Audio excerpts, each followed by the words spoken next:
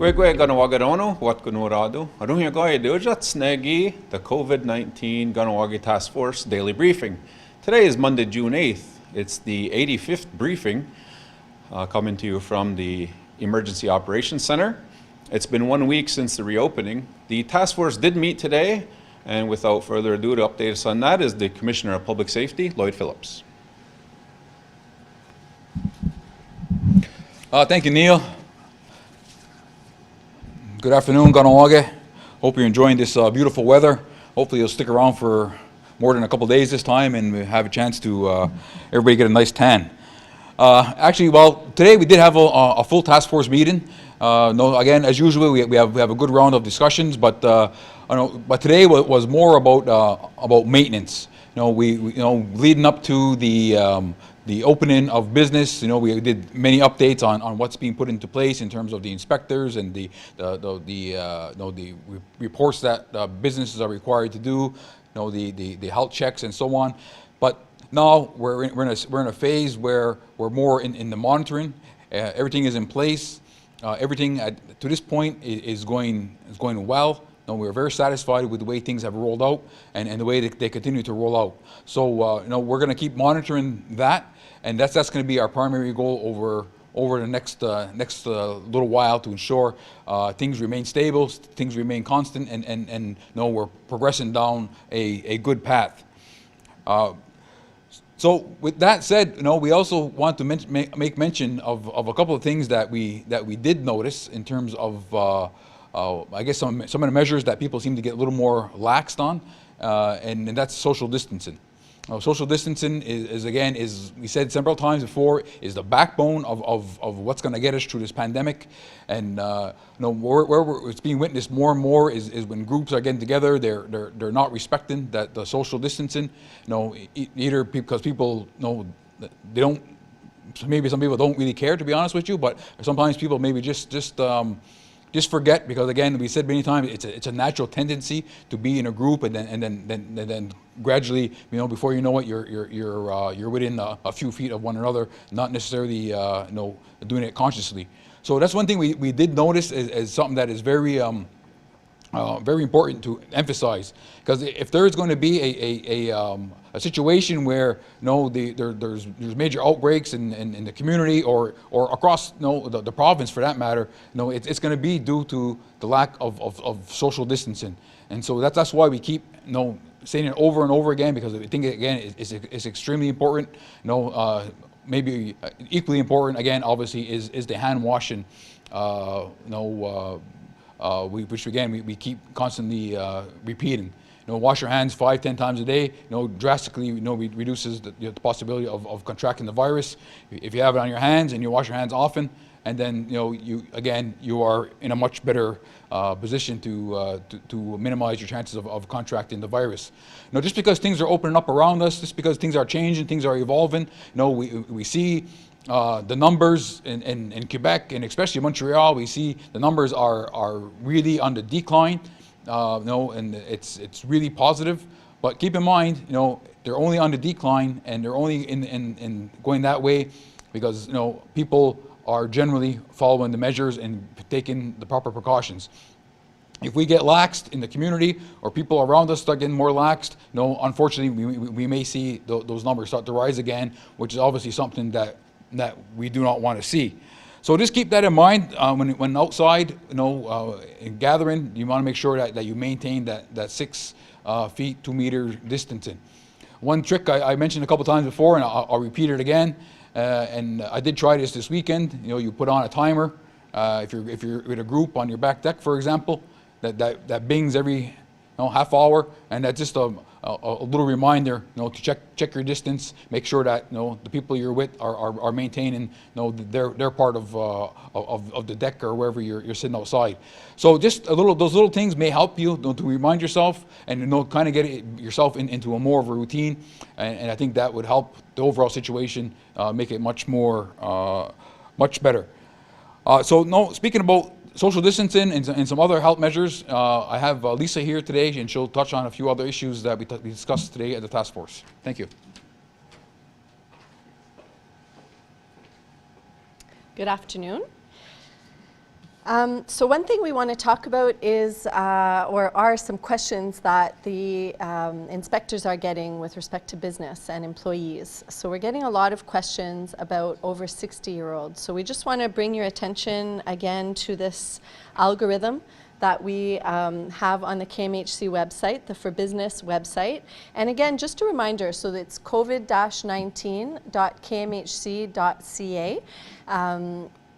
/for business. And we urge all of you, each individual, not just businesses, to go and look at that site, because there are many interesting facts and information in there that can basically educate and provide you with information about what to expect when you're going into a business.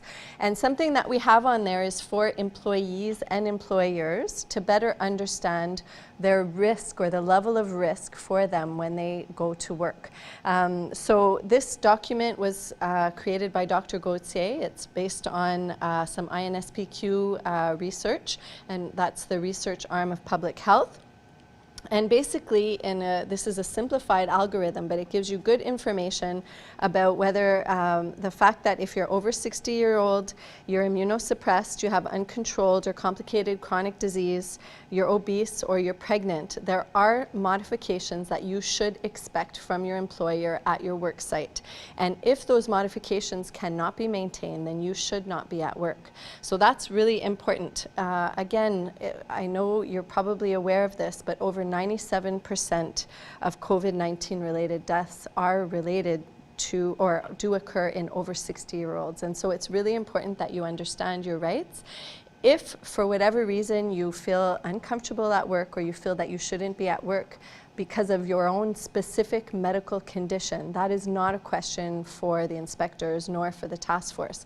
That's a discussion between you and your physician. And so we really urge you in those circumstances to speak with your physician about whether you should be at work or not. That we don't want to make those decisions at the task force. Those are issues that really are medical in nature and require thorough knowledge of your history, medical history. So again, you can take a look at this document on the website, or and if it's specific about your own personal health, then please speak with your physician.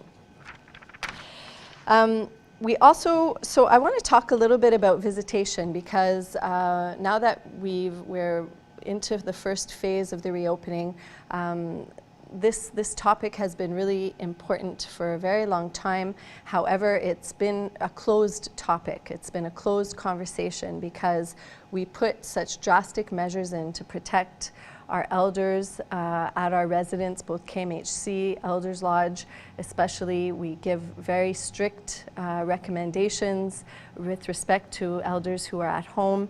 But I think that it's really a good time to start talking about this, because we're talking about moving into a new phase, the new normal. How do we move into the new normal, both for work, both for our relationships, both, you know, for how we, our behaviors, basically, how we act on a day-to-day basis.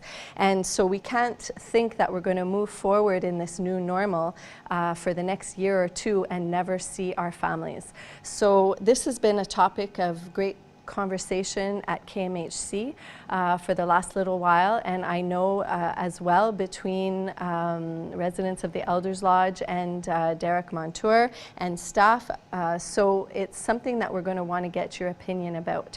So what we've talked about today and what we'll be organizing, you'll probably get an invitation in the next week or so, is a Zoom meeting with families. So this is for KMHC in particular.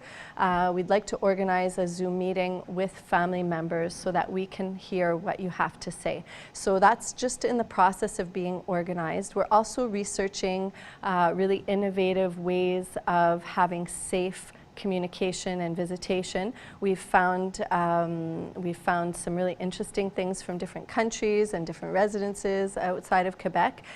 Quebec is not really at that point, but we really want to get a head start on that and find some innovative ways so that you can visit.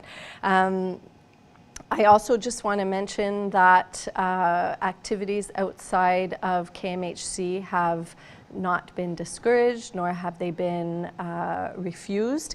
And so we're in the process of looking at different ways that we could provide entertainment to those living at KMHC as well as we speak, and those things will happen probably shortly.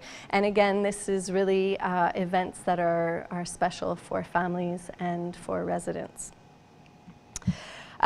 So KSCS, as we mentioned last week, is also looking at visitation plans, and those plans are in the process of being created. Dr. Gauthier will validate them in order to mitigate risk, and then they'll be brought forward so that we can move forward with visitation also at the Elders Lodge.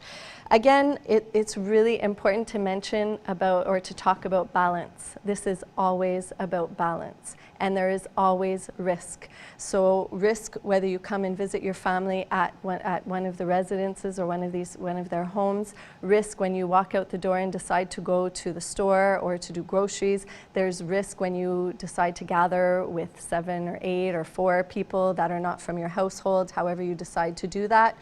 Everything that we do right now involves risk, and what we're begging you, in fact, to do is to be conscious and mindful of every decision you make and in how you're making it, so that you can mitigate or eliminate the risk as much as possible. We can never eliminate the risk of COVID-19 or of getting COVID-19 right now, and it's really important that we don't blame people when they do get the virus, because I don't know if you're like me, we do everything in our power to be 100% perfect, and yet we still manage to find ourselves in situations that may compromise our own health. And so the only thing that we can do is be responsible for ourselves, our immediate family. We can educate and be respectful to others, and we can hope that we all take on this responsibility very seriously, because it is very serious. And in fact, moving forward in the coming months, it's just as serious as it ever was. We've been talking about physical distancing and hygiene measures for 85 episodes of Facebook Live. We've talked about it on the radio. We've talked about it out in public, and those we talk to have talked about it. So this is nothing new. This is going to be with us for a very long time, and we ask that you all really observe your own behaviors and make conscious decisions for change within your life on a day-to-day basis, because that's the only way that we're going to get through this. So we thank you for doing that.